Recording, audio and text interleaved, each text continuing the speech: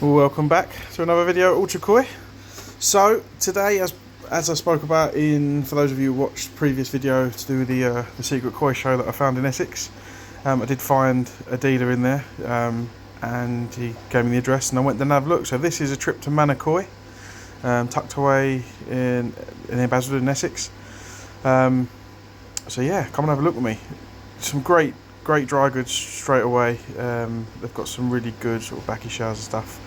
This wall, you know, if you want to ever see what products look like out of the box, not a picture on a website, size them up. They've got all of their EA gear and the I can't say the name, Yamasuki UV bits on display, so you can size it up. And straight into the fish. It's got a tropical and a cold water part here at Manor Koi. So it is split into different parts. All the tanks are labelled up with the farms. You can see the first good decent little tank here I found with the Tancho Kashiki. 40 quid each from Kano. Loads in there. You could have picked a fair few. I'd imagine they've still got some of those if you're interested, so give them a look, pop down. Nice tank of mixed go Sanki. Some Doitsu Sanki mainly. A few showers in there. Some lovely little fish. Real high quality ones that you could grow on. Again, trying not to let my disease kick in today, where I go into a fish shop and I have to buy a fish because I don't know about anybody else, I suffer with that, and maybe I need some sort of support group around me to break the habit, but I'm going to try my hardest. And then we moved over into this tank. And this tank, I've learned something from this. So you'll see from the label in a minute, they've actually got these labelled up as Tateshita, which I didn't know what meant before looking at this tank. Since I'd done some research on it, and basically it means a koi that has no more development in its pattern or colour. So these, they are claiming, are the finished articles. They are from Hirakawa and Mashiro. There's some lovely fish in here. In particular, the Ginrin stands out to me, but some nice Hiyatsuris as well. All sorts. Yeah, really nice fish.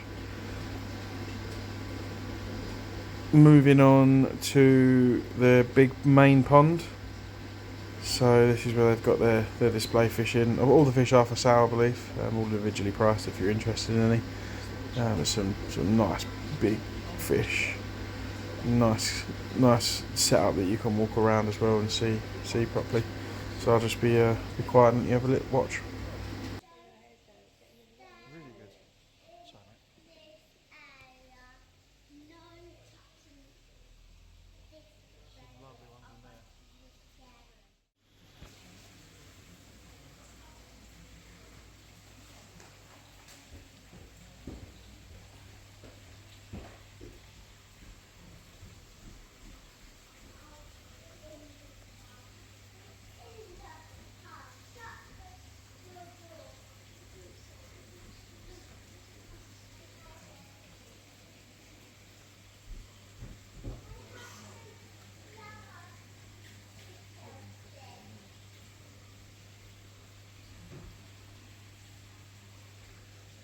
Just shows the show's work from a trade point of view, because I didn't know about this place before I went to that little koi show, and it was their trade stand. That they didn't have any fish with them that day. They had plenty of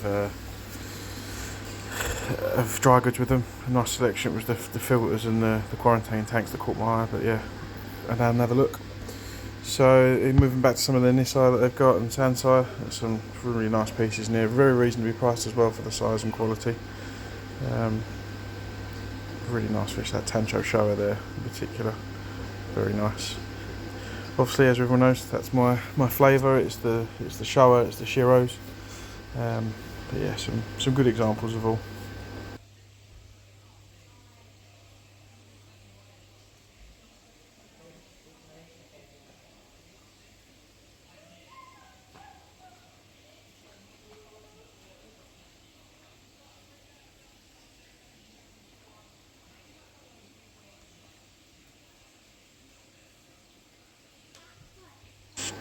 A good selection of dry goods, different foods, different treatments, filters, air pumps.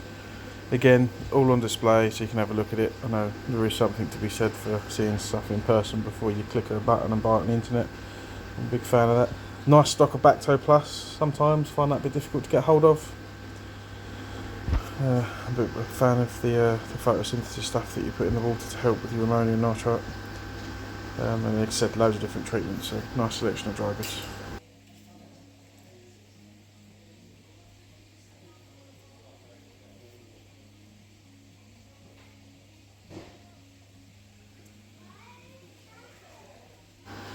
Some more Tateshita from Afuchi and Mariu. These are Nisai pieces. Again, some really nice standout fish in here. Some really nice colours, nice benny.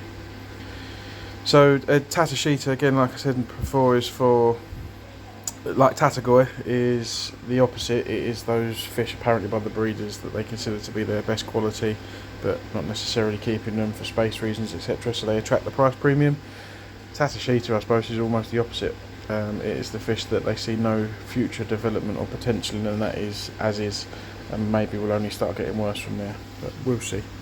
You learn something every day. So and then we got, again, some of the dry goods outside. Like I said, got different filter boxes. They do make or have a supplier for a lot of fiberglass quarantine tanks, fiberglass backy showers, some really good prices on backy showers full of media as well that you wouldn't associate with generally the koi prices. Apologies on this bit, these fish are outside in tubs, so the light reflection made it quite difficult to see them, so I moved around a little bit to try and get a good view on some of them, but the light just wasn't allowing. I think this tub actually was undergoing some treatment at the time, so the fish didn't look as happy as you'd expect them to, but nice to see that they're getting treatment when they need it, so that's all good. Yeah, it's the one I was just looking at.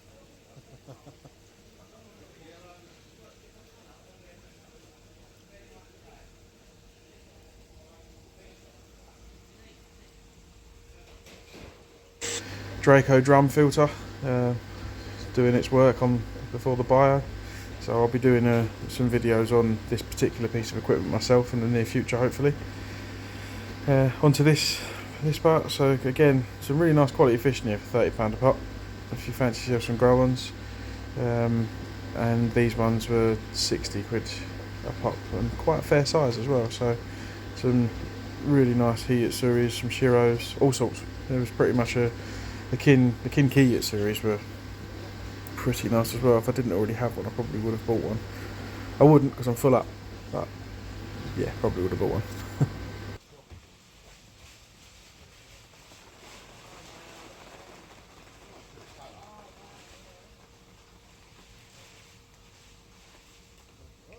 Mind that way, please, Iris.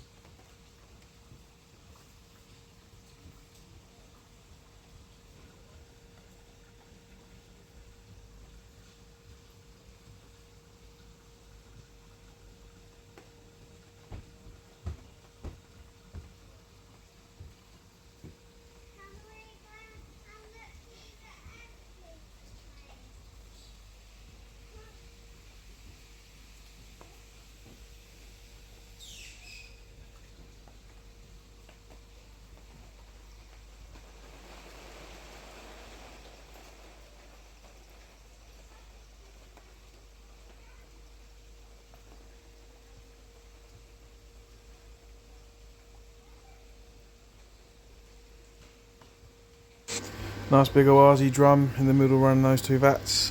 I've come back to this one. I said the light reflection with the air diffuser just making it impossible, so trying to keep viewing quality at its highest. You can see some of the blue bowls and other fiberglass tanks that they've got on offer. Nice sturgeon.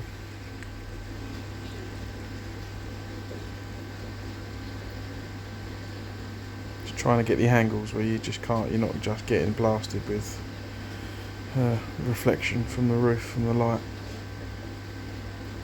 Some nice single colour fish in there.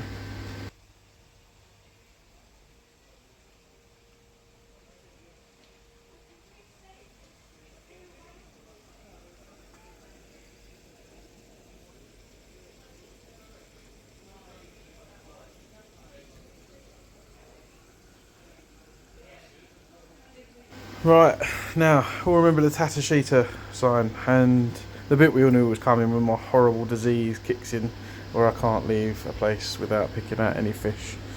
So these are 9 Ginrin showers pulled out of the Tateshita tub. I was so intrigued with how they'd been labelled up and what that means. I mean, these supposedly are the finished articles, however I think I can still see some development in them, so mainly I want to test them, but there are some just lovely fish here. Made no secret about Ginrin recently, how it's affected me, or infected me rather, sorry.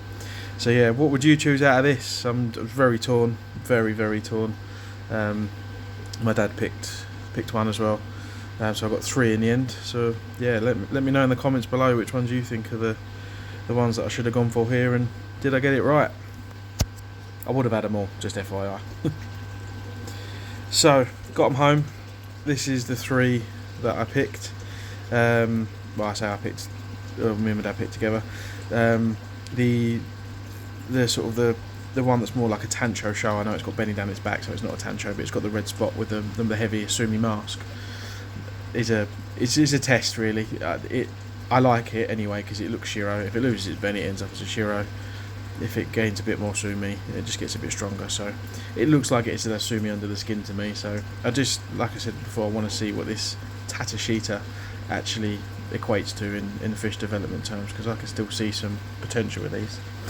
So yeah, lovely Ginrin fish. Now this, coupled with the fish I'd bought at the show the same day, I bought fish from 2 different places, actually led me into setting up a quarantine tank very quickly, which you'll see now. But that wasn't here this So morning. this is what the missus came home to find at a conservatory when she got home from work. I'd set up one of the IBCs as a quarantine tank on a fish tank filter. Can an FX4 handle 1,000 litres IBC with koi on its own? I'm going to do an experiment. Fish tank equipment. This is a filter, an FX4 from Fluval for aquariums. Rated up to, I'll have to check the box, I think it's 1,000 litre aquariums. So here we have 1,000 litres of aquarium. Plumbed it in, nice and easy. Dumped some mature K1 from the main pond to make sure it's seeded, and now we'll see if it can cope with keeping this livable as a quarantine tank for a little while. So yeah, it's got a lot of work to do. See if it can do it. So these guys from Manor Koi, trip today, will be going in the quarantine tank along with the others from the koi show that I went to, which were the cut book ones that I picked up. So I'll have a few fish in here, and we'll see if the Fluval can cope. Just wanted to quarantine them 2 different places. I don't want to be adding in anything into my main tub that's going to cause me problems, so I am going to start quarantining properly.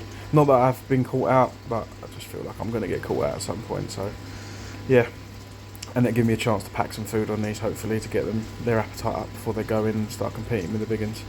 So yeah, really nice couple of fish.